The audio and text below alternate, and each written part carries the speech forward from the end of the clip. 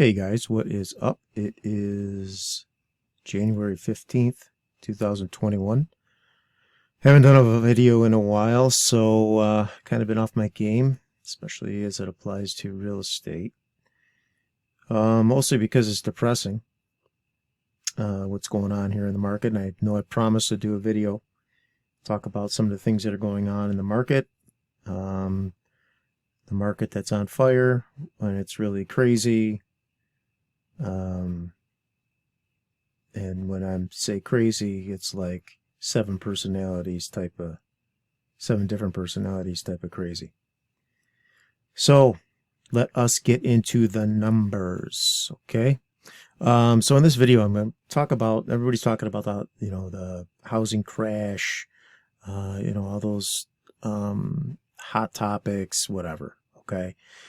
So I'm going to break down a few things. I've listened to a lot of people talking about the housing crash, the housing bubble, how this compares to 2008. There's a lot of similarities in a lot of different ways. And what I mean by that is, for me personally, I went through 2008 as an agent. I helped many people through short sales as they faced foreclosures after they lost their jobs and the economy tanked.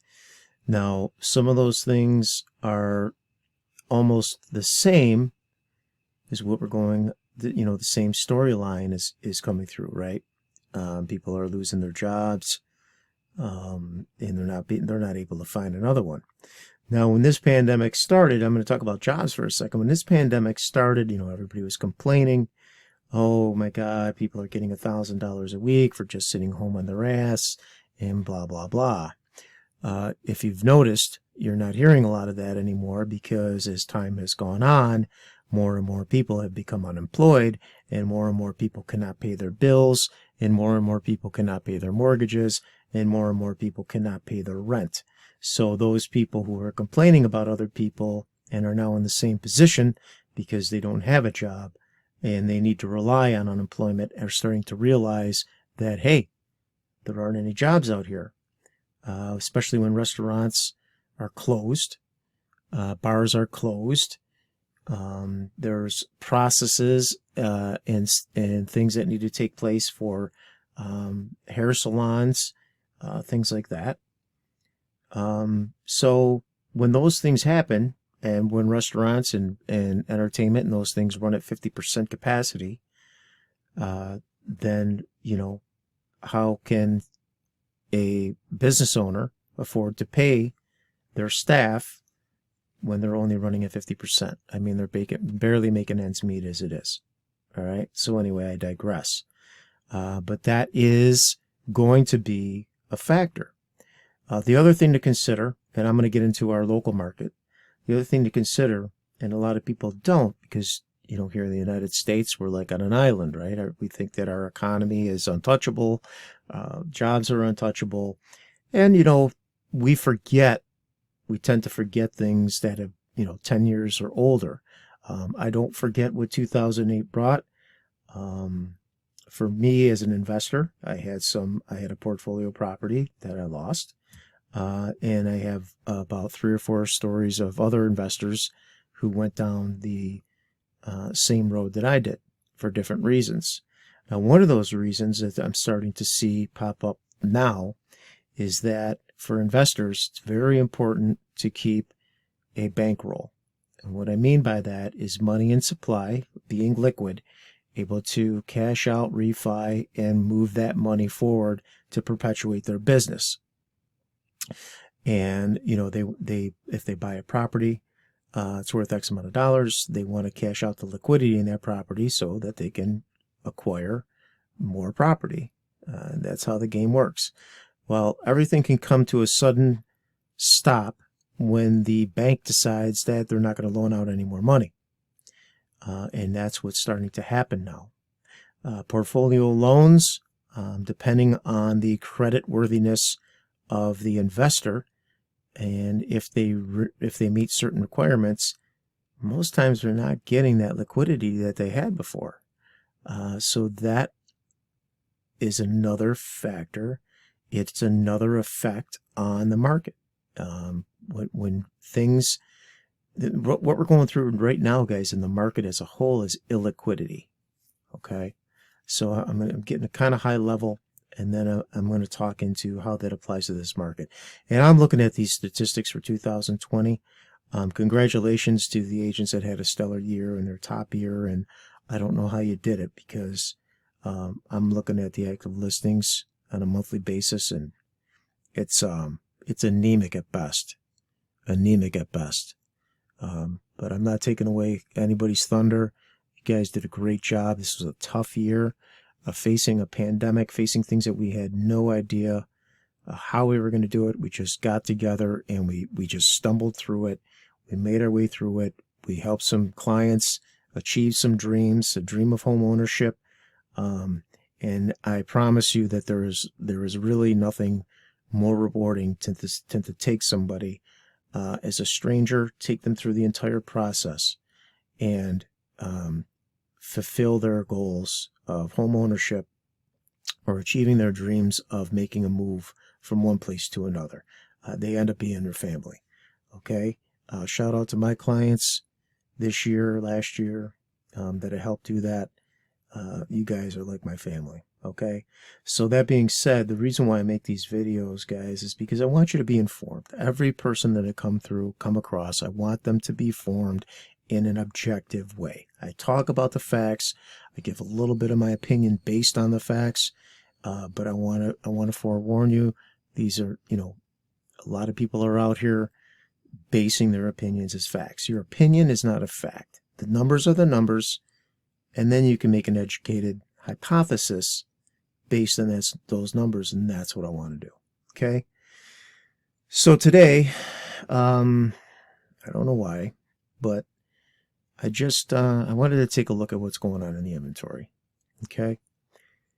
So I took a look in Monroe County, and I typed up houses for sale, single-family residents within Monroe County that are active right now. And, somewhere between the price point of about $140,000 to $180,000. There's 34 houses for sale in the entire county of Monroe. I'm talking Greece, Hilton, Henrietta, Fairport, Pittsford. You get it, okay? 34 houses for sale between $140,000 to $180,000, okay? So real quick, I want to run through this because this is going to give you kind of an idea of where this market has been, how it's been declining for the last 5 years, okay? Now, I'm going to go back to 2016, and we're going to talk about January because this is January, okay? So in 2016, if you and I were looking for a home, whether you sold your home or you're a first-time home buyer, and first-time home buyers, stay tuned till the end. I've got some important information for you. What's coming up in the second quarter of 2021. You're going to be very excited. So back in January 2016, there were 175 active listings. 175. In 2017, we had 140. And then in 2018, we had less than half. It was 43. And 19, 44. And in 2020, we had 37. Okay. Now, you might say, yeah, but, what about the pandemic? Okay. I mean, we saw some numbers with the pandemic that are just unbelievable, guys. May in 2020, we had 48 homes on the market, active listings. July, 50 active listings. August, 71. July, 62. August, 71. September, 67. October, 46. November, 36. In December, there were 19 active listings in 2020.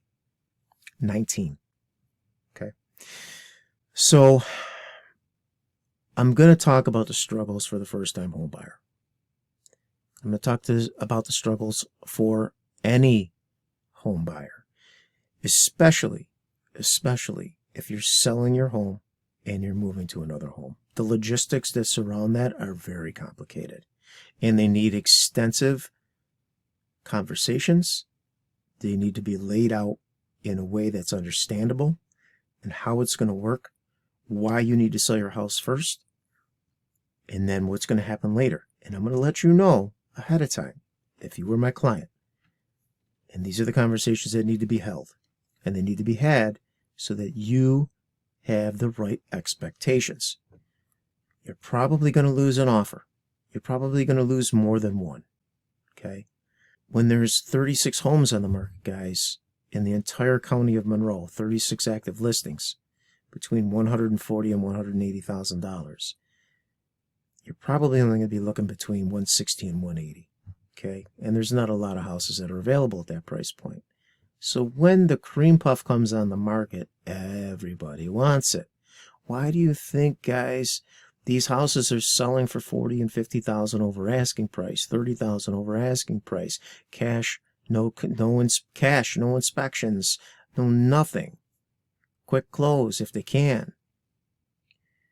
So, I mean, there's a lot of things that go unanswered. You know, I'm looking at the active listings in that price point, and I mean, to get a title work done on time for closings was almost impossible, and they're blaming it on surveys. Well, I mean, not for nothing, but if there's only 46 active listings in October, what are they doing? Well, the answer is they're having a lot of refinancing. Okay, so that's a whole nother video, all right, about that process. But back to what I'm saying is that, guys, if you're making a move, you need to have a long conversation about the expectations of the process. Okay? If you don't, you're not going to be prepared. You're just not. You're just not. Some of the things that I talk about when we're going through this process, selling your home, that's easy. It's so easy. Okay? Back in 2008, 2009, 2010, we had to have, I mean, when you sat down with somebody, you had to have a solid listing presentation. Solid. Because you have an average 45 to 50 days on market. You have to price the house right. It's a buyer's market. You know, the marketing needs to be on point. You have to get it out in front of as many people as possible. You know, you have to present the property at a pristine level to get top dollar. And houses did not go for list price. I mean, if you got close to list price, you were doing very, very well. Now, I mean, it's list price or above. I mean, the world's your oyster. And a lot of the strategies that are starting now is to price it under market, so that there's a huge bidding war. Well, I don't know about you, but I as a homeowner, if it were me and I'm selling my house, I don't want to go through 40 or 50 different offers. I mean, it's crazy. I mean, let's price it where it's supposed to be priced, and let the cards fall as they may. You know, one thing's for sure in this market, guys, is that you absolutely cannot underprice a home. It's impossible. It's impossible. It's like saying I'm going to sell a brand new Mercedes for $25,000 and publicly present it to everybody and say, you know, my offers start at $25,000 and go from there. You know, you might get over what the car is worth if you have enough people that are interested, and there's no supply and a lot of demand for it. Okay, and this is exactly what this is. But I'm going to talk to you about something that's really important. So when we go back to 2017, 18, 19, and 20, the one thing that didn't stop, the number of homes came down. Okay, and we see it fall off around April, significantly April and May of 2017, which is strange. I haven't nailed down the catalyst for that. I don't know what that is. But that would be interesting to see. But one thing I do know is that the banks loosened up big time. Okay. 580 credit scores, tons of money for closing costs. You could piggyback programs. You know, you could get $3,000 from Pathstone or $4,000, whatever it was. Piggyback that with another lenders program, whatever they had, which lowered the out-of-pocket costs for the buyer. Now, accompany that with low interest rates. Okay. So when I'm going to talk about the First Home Loan Bank of New York, $10,000 they're giving away for closing costs. That's great. I put four people in that program. It was a great program. It helped people who didn't have the money right now to get into a home. But that poses two problems as I see, as we move down the line. I see two issues with that. All right. When a buyer buys a property, when they buy a home and they don't have skin in the game, it's very easy for somebody to walk away from that when there's a financial hardship, whether they lose a job or they go through a global pandemic. Those are the facts. When you don't have $10 or $12 or $15,000 out of pocket and you've been paying your mortgage for 2 or 3 years, that makes it very difficult to just walk away. Well, if you came up with a couple grand out of pocket or $2,500 and you paid, your mortgage was less than what you were paying for rent, it's almost like you find in another apartment, right? So that's the first issue that I see, is that there are a lot of buyers that went through the first-time home buyer process and they really didn't have a whole lot of skin in the game. And I'm not talking about everybody, okay? I'm just generalizing. So what has happened over the last 4 years, 17, 18, 19, and 20, and what's going to happen in 2021, is that the banks knew that we had this limited inventory. Now they started to get concerned because, hey, and this is a national thing, guys. This is not just local, like a local incident. This inventory crisis is talked about all over the country. This is not just a local issue. All right. And honestly, I was talking to agents that were in Boston, Chicago, California, and it was the same story over and over and over and over again in 2017, right about this time, May, June, actually October and November in 17. Inventory crisis, no inventory. We don't have any listings. We don't have any listing. Got a ton of buyers and no listings. And houses are going 30, 40,000 over asking price. They're not even going into the house, and they're just offering 40,000 over asking cash. It was one of the top producing agents I talked to in Boston that this was going on back in 2017. Now here we are in 2020, and now we're catching up. Now, in historically, Rochester, New York, Monroe County, we have a flat market. So when I look back at the statistics, and I'm looking in May, in June, and we have a 10% increase in 2 months in price point, in the median home price point in Rochester, New York. Now that should throw up a red flag, okay? Because typically when you see a year-over-year increase, especially that high, what happens is that's due to economic growth. A big company comes in, highly affluent clientele start to move into the area. There's not a lot of supply, but there's a lot of demand. High-paying job. A corporation comes in that is high-paying. They have high-paying jobs. The economy, it's an economically driven catalyst for those prices to move up.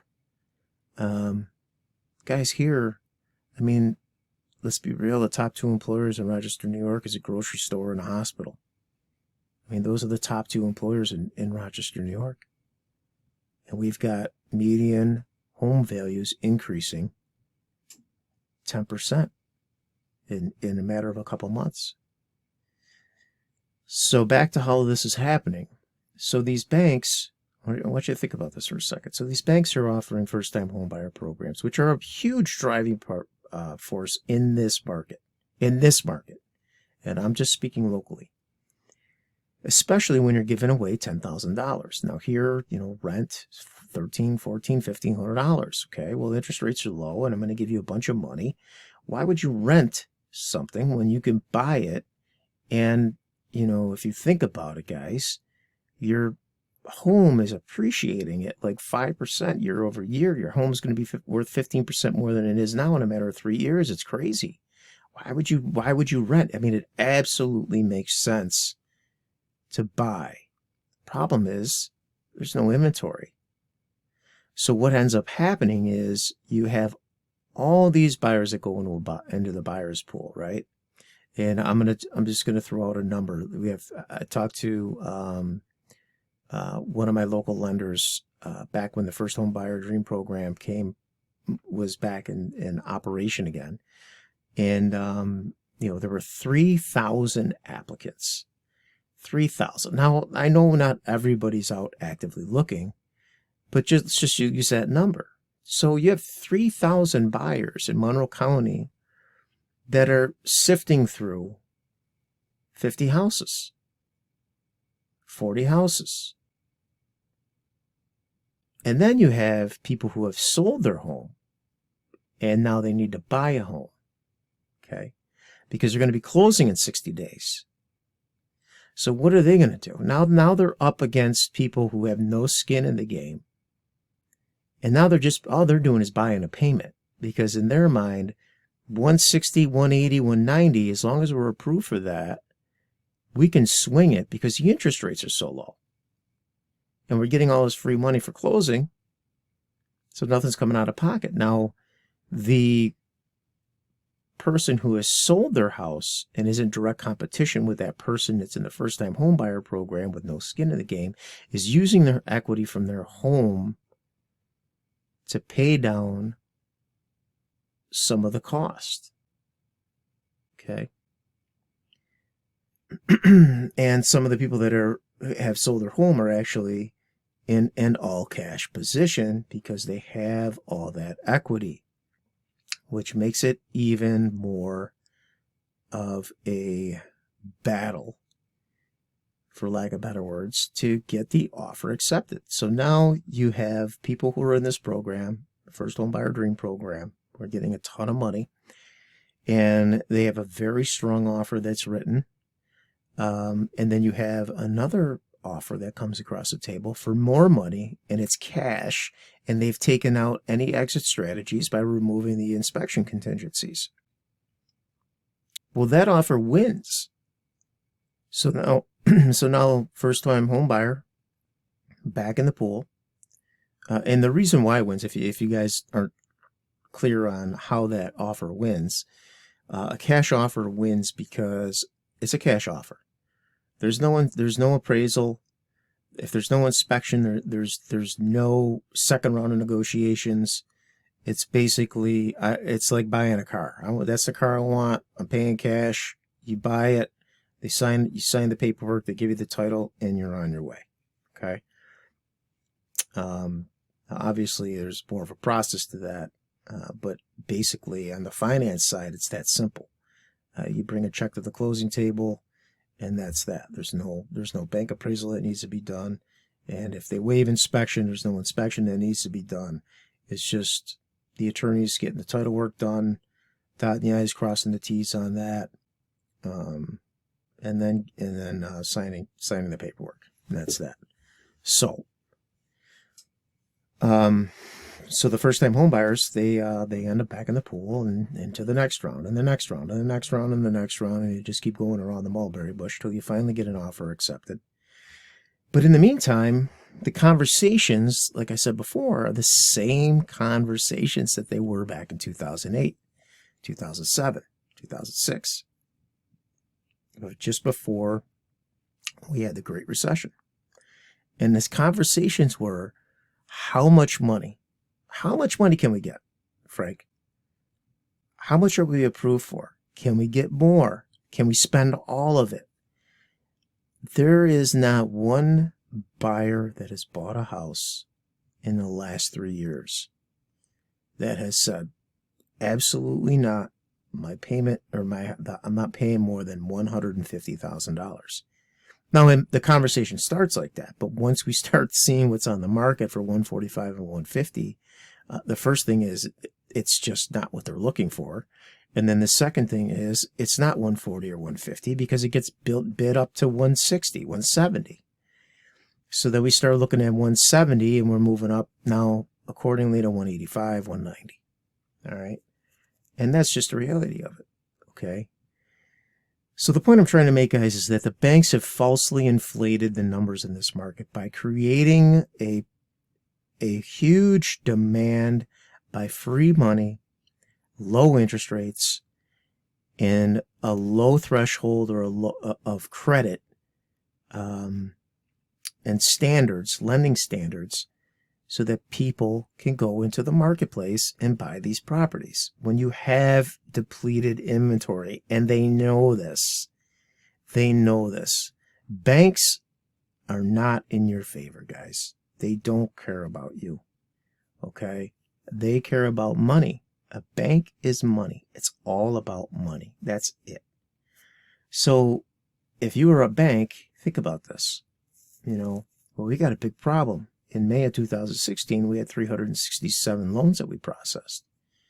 Now here we are in May of 2017, and we're only going to do 70.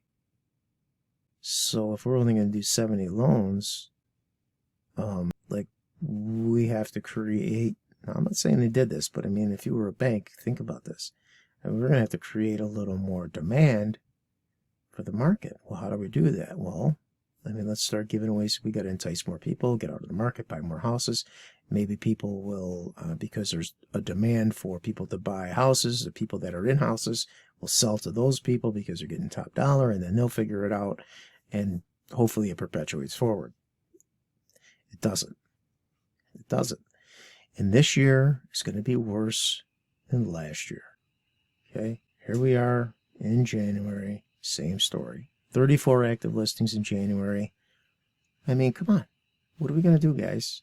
What are we going to do? And I know that there are sellers out there, and this is the conversation. I know there's sellers that are out there that want to make a move, but where do they go? Where are you going to go? How's it going to work? Those are real conversations.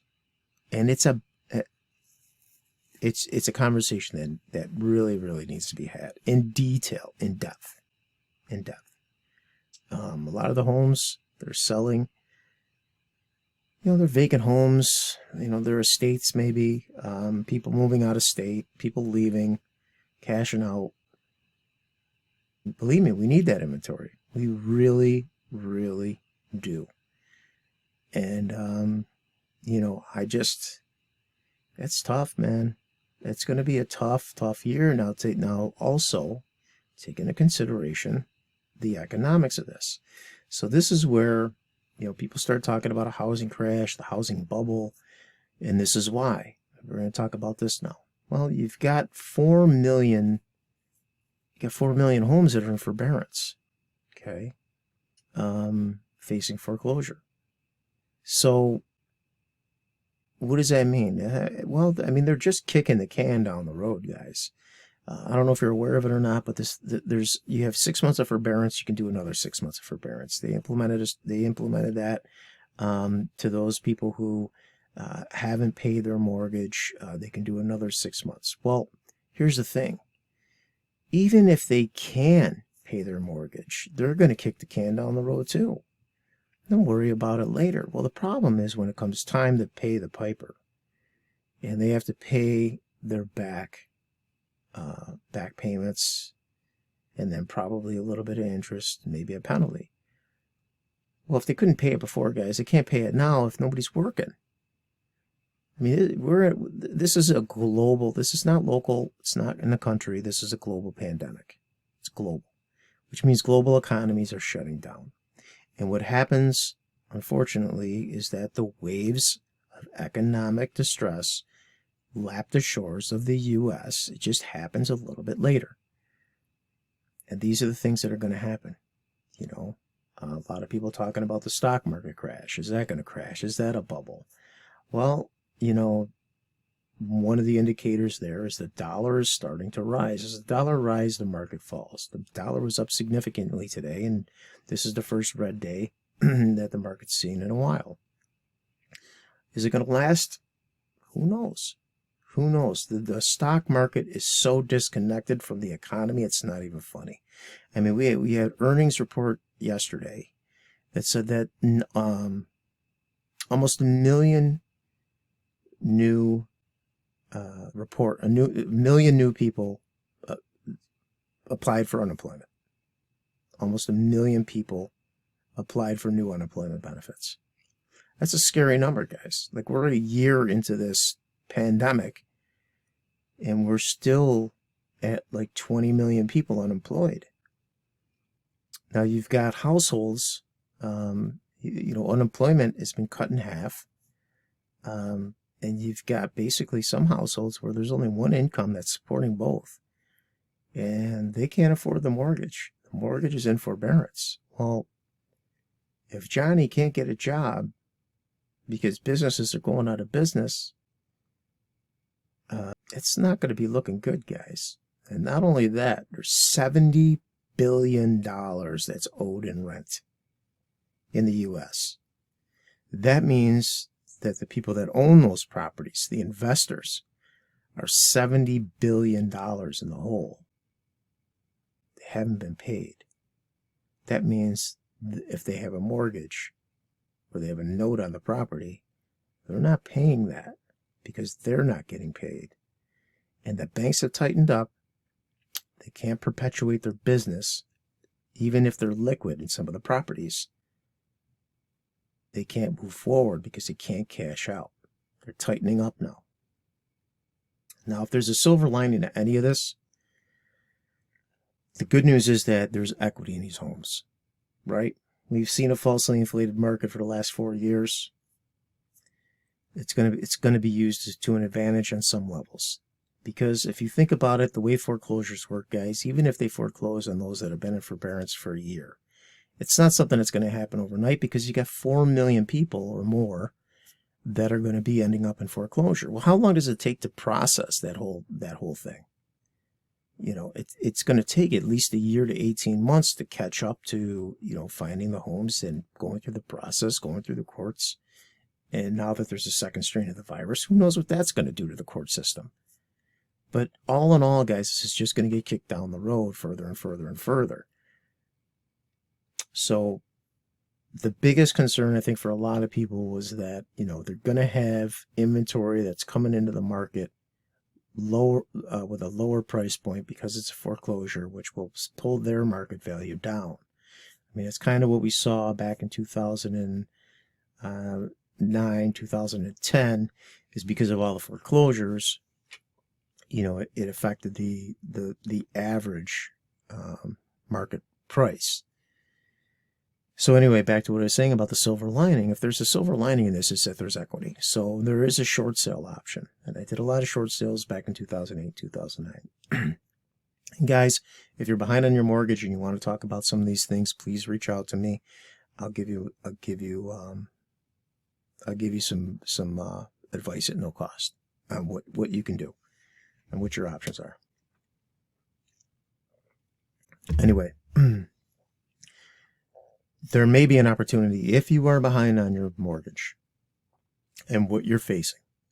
There may be an opportunity to tap into the equity because you can sell your house and just regroup. Eventually, everybody's going to get back to work. It's a matter of time. And, just start over again, if that's the best advice. What's concerning are those people who don't have any skin in the game. They might just walk away. That could be a problem. That's what I'm concerned about. The people the first-time home buyers who were given a ton of money, no skin in the game, are more apt to just walk away, take their foreclosure. And guys, don't be surprised if we don't have a repeat of 2008. I know a lot of people that were in foreclosure for 18, 24 months, rented out their house at $1,000 a month and made 24 grand. And then after they foreclosed, waited 3 years, and they ended up buying a bigger and better house than they had before. So, I mean, those are the kinds of things that could happen. All right. As far as some economic indicators, I mean, you got to be living under a rock if you don't know that we're in a recession. You saw what Christmas looked like this year. There's no spending going on. Nobody's spending. Everybody's concerned. They don't know what's going to be going on. A lot of people are still not back to work or are at 100% back to work. New York in particular is in a huge deficit, or billions of dollars in debt. And there's no taxes to collect. Businesses aren't open, so there's no money for the state to collect. It just gets worse and worse, guys. It just gets worse and worse economically. And don't go by the stock market. Okay, the stock market is completely disconnected from what is going on. There's a couple variables that go on in the stock market that people don't know about, or the average person doesn't know about. All they know is that the stock market's going up. For the people that are on your Robinhood apps and all that stuff, every expert out there agrees that at the minimum, we're going to see a 10% correction. Okay? And that's a lot of money. If you take a look at an index and what that number is, the NASDAQ, you're looking at 13,000 right now. 10% of that is no joke. And that happens quickly, guys. It's an escalator up and an elevator down. Not that there's not money to be made on the way down too, but for most people that are not savvy investors, it's not going to happen. They're just going to lose their money. All I'm saying is be careful. Be careful. All right. As far as the market goes, guys, 34 homes for sale in the entire county of Monroe right now, between $140,000 and $180,000. First-time home buyers. I promised you some information. First-time home buyers, First Home Loan Bank of New York will be doing once again the good old First Home Buyer Dream Program. $10,000 towards closing costs. So another $500 in there for something else. All I could say is good luck. So now we're going to have about 3,000 another 3,000 people in the market with 50, 60 houses in the entire county of Monroe between 140 and 180, which is the sweet spot. Along with those people who have sold their house and want to buy another house. One of the things that I'm concerned about is the affordability factor, guys. I mean, interest rates, they could possibly go to zero. It's happened in Denmark.